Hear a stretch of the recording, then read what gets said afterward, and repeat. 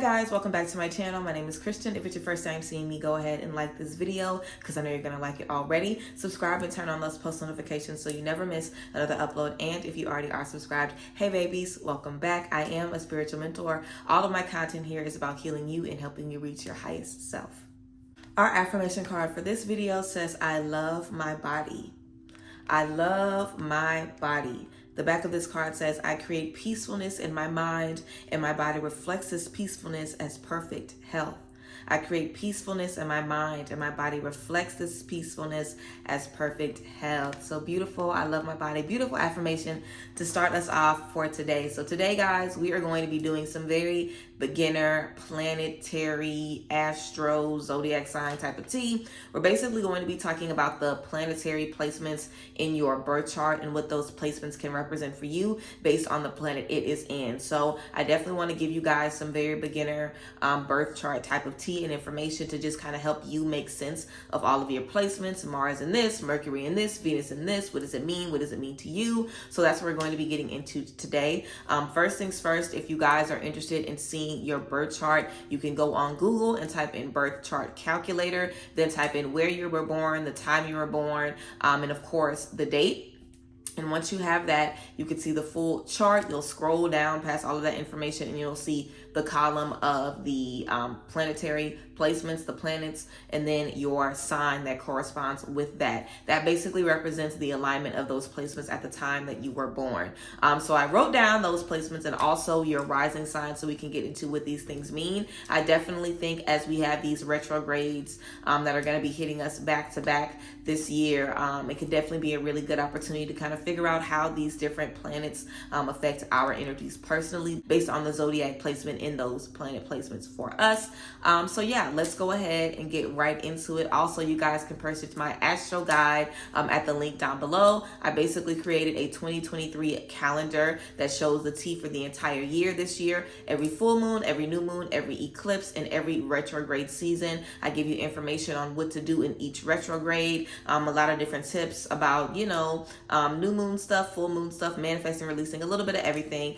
So yes, if you guys are interested in that, I'll have the link down below where you guys can download a copy of the 2023 Astro Guide. Again, it's $15. So yes, I appreciate y'all. Let's go ahead and get right into these placements. So starting off, we're going to start off with the sun and moon. Of course, that's everybody's fave. So with the sun, your sun placement represents your ego and how you are perceived to the world, your sense of self. So that's why whenever you connect with the Leo, it can be very obvious that they are a Leo. When you connect with the Cancer, it might be obvious that this person has a softer energy. If you connect with the Virgo, this person might be very, very on point, very, very analytical, a real critical thinker. You know what I'm saying? Off rip. You know, your sun sign is basically how the world perceives you. So that is your sun sign. Now, people always say the sun sign really doesn't matter. I definitely think on its own, the sun sign really only gives you a little part.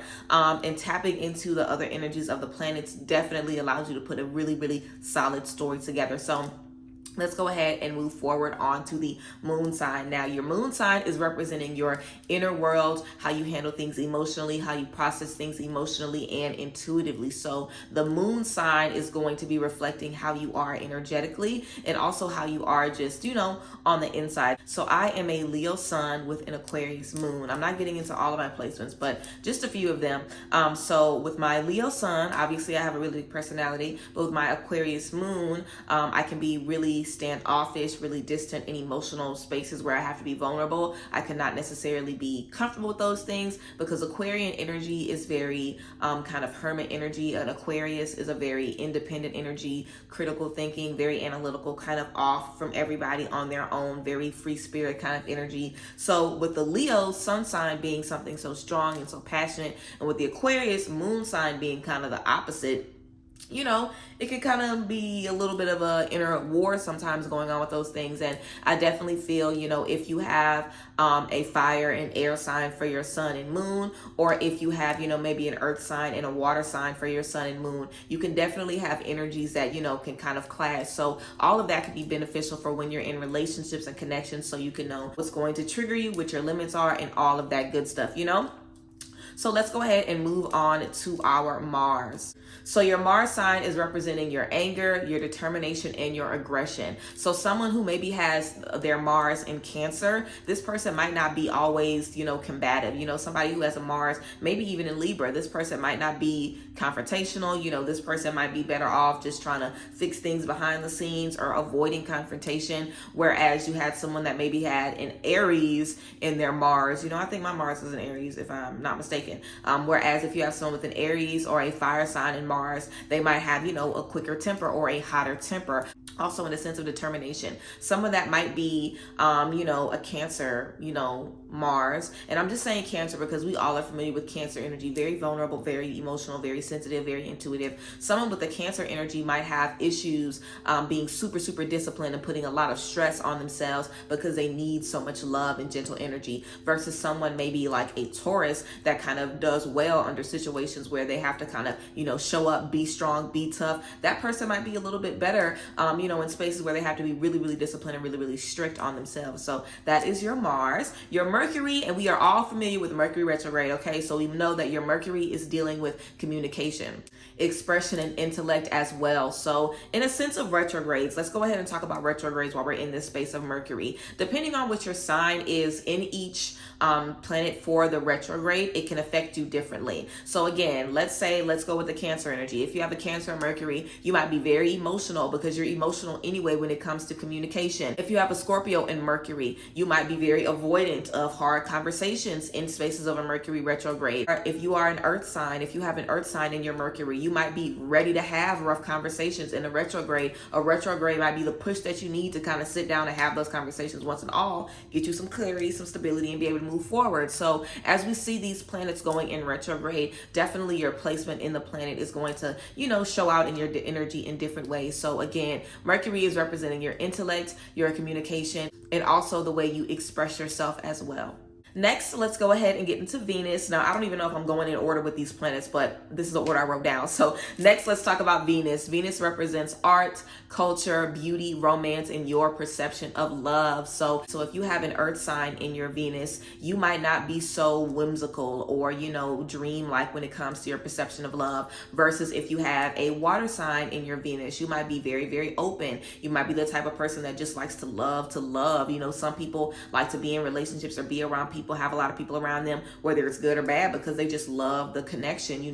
Something about that connection does something to them. So, sometimes if you have a water in your Venus, it can make you more susceptible to being in a lot of emotional spaces. You could just be, more open to things in love, versus someone that might have an Earth sign in their Venus. They might be a little closed off, or if they're really about to get in love, it needs to be real, real specific. It needs to really give them what they need 110%.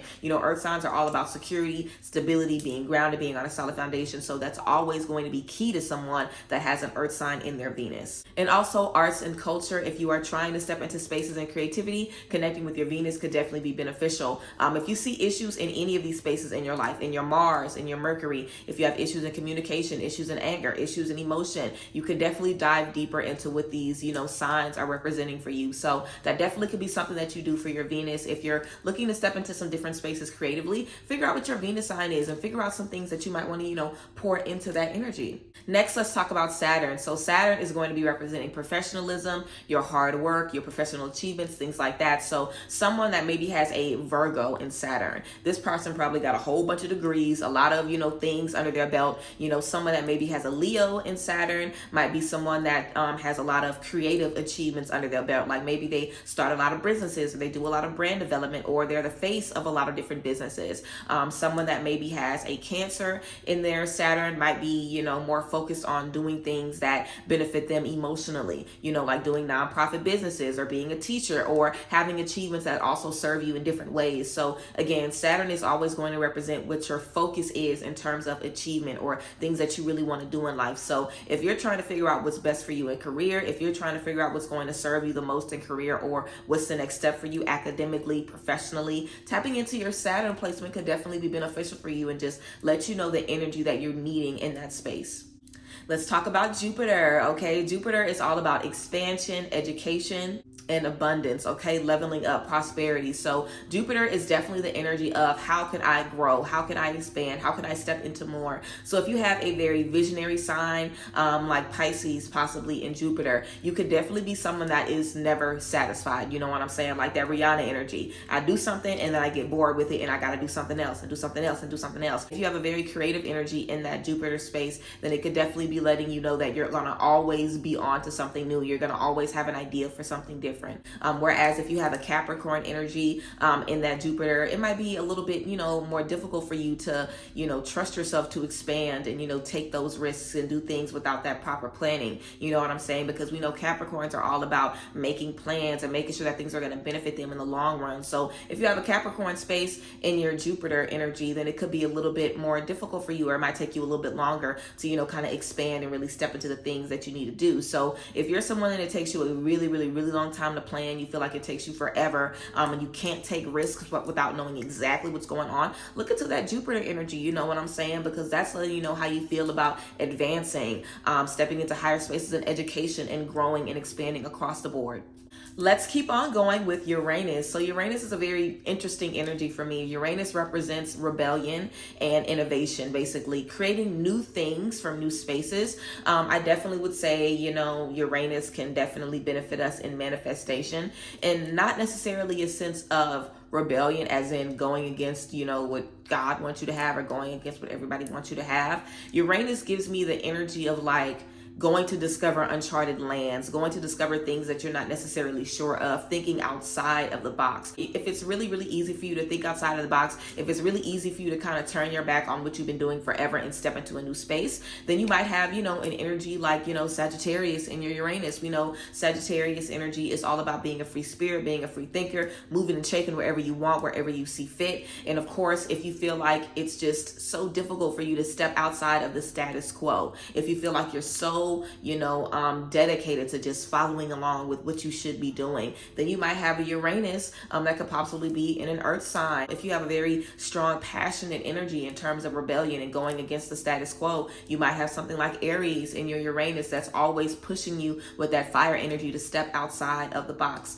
So yes, Uranus energy is representing rebellion, stepping outside of the box, innovation, and getting into uncharted spaces, and non-conforming as well. So if you want to do different things that step outside of the box, step into your Uranus and see what energy is being called for there. Next, let's get into Neptune. So Neptune is representing our spiritual energy, our psychic energy, our ability to tap into the unknown, as in like your third eye, your crown chakra. It always gives me that vibe.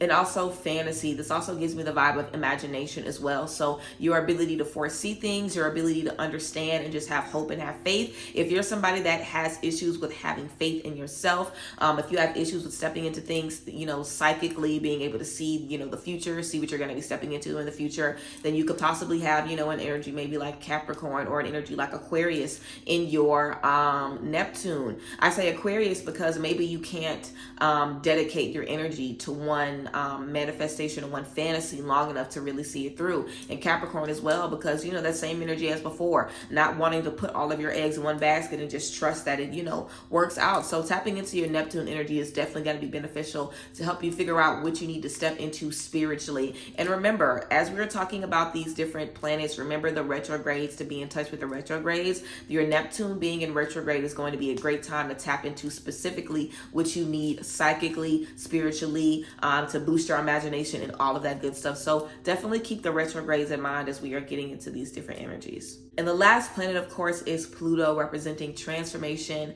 a lot of deep things that we maybe have pushed down. For me, Pluto also represents like past lives and, different spaces that you've been in, different spaces that you, are kind of moving and evolving from. So Pluto is a very deep, very strong energy. And something interesting about Pluto is that a lot of times, because Pluto takes so long to make a trip around the sun, a lot of times it will be people born in an entire year or an entire span of a few years that will have the same sign in Pluto. A lot of people, I was born in August in 95, and I have a Scorpio in Pluto, and I know that a lot of people born around my same time have a Scorpio in Pluto. So let me know if you're a 95 baby and you have a Scorpio in your Pluto. I think that's very telling, because I feel like a lot of times similar generations can be fighting the same battles, fighting the same generational curses, working to kind of make the same transformations in society and in culture. I think we could definitely see the energy of our Pluto collectively across the board as everybody's kind of sharing that same conscious energy. So yeah, your Pluto is definitely representing spaces in transformation and a lot of things that contain depth in your life. And lastly, let's talk about your rising, your ascending sign. So your rising is all about how you are in social settings, how the world perceives you, and not so much as your sun sign. Your sun sign is based on how you feel and what you represent yourself as, but your rising is how the world perceives you, basically. So you walk in the room as your sun sign, but your rising sign is what everybody kind of absorbs and kind of sees and feels you as. Your rising sign also represents your style and that outward energy that you are, portraying to the world. So if you want to be mindful of how you portray yourself to everyone around you, the energy that you give off, definitely tap into your rising sign and see how that energy is showing up. If you feel like you're trying to represent yourself one way and people are getting something totally different, absolutely tap into your rising sign and see how you can, bring these two energies together to meet in the middle. So yes, guys, that is the tea, a very quick spiel about the different energies that are represented in our birth chart. Again, you could Google birth chart calculator and pull up all of the tea. If you guys are interested in seeing all of the retrograde information when the retrogrades are coming, I definitely recommend checking out my astro guide. Again, the link is down below. And again, pay attention to the retrogrades, pay attention to what energies you have, and those energies are definitely going to be coming up for you in those retrogrades. So be mindful of that. And I definitely feel like this energy alone can be really, really beneficial. If you guys are interested in astrology and you've been tapping into certain things in astrology in our birth charts and our placements, it is a deep, deep, deep rabbit hole, and there's so much that you can get into. But I feel like as a beginner, just tapping into what your placements mean in the planets and being aware of that and having a solid understanding of that can definitely be really beneficial and give you a great foundation to continue your studies further and just know where you stand, across the board. So yes, that is the tea that I have for you guys today. Let me know what some of your placements are, and let me know how you feel about my definition and my explanation of some of these placements and how it's showing up for you. So yes, remember, you guys can book sessions with me, check out the podcast, shop with me, all of that down below in the description box. And of course, I appreciate you guys, and I thank you guys for being here once again, and I will see you all next time. Bye guys. Bless.